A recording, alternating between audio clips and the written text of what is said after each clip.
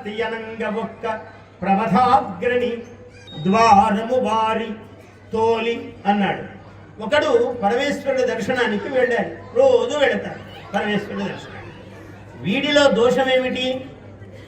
కామలీలా సన్నిభుడై ఉన్నాడు, భార్యా సమాగమంలో మత్తుడై ఉన్నాడు. వాడు ఉండి చేతస్తను మార్గమున్ విడిచి, ఆ తనువు ఎట్లా ఉండాలి, మనస్సు ఎట్లా ఉండాలి, శరీరం ఎట్లా ఉండాలని పవిత్రతా దృష్టి లోపించి వీడు భార్యాసగా సమాగమంలో ఉన్నవాడు హఠాత్తుగా లేచి వెళ్ళాలి కదా అని పరిగెత్తుకుంటూ వచ్చాడు. భవ అని శపించవా అని అమ్మవారు చూసింది. ఏమిరా భ్రష్టుడా, ఇలా మలినమైన శరీరముతో వస్తావా ఇక్కడికి? ఓ నువ్వు హస్తివి కదా, హస్తివై పుట్టు, మదజలములతోనే నిరంతరము నీవు జీవించు. ఈ మదోన్మత్తుడవై కామ మదోన్మత్తుడవై వచ్చావు ఇక్కడికి, అట్లా వస్తావా అన్నాడు.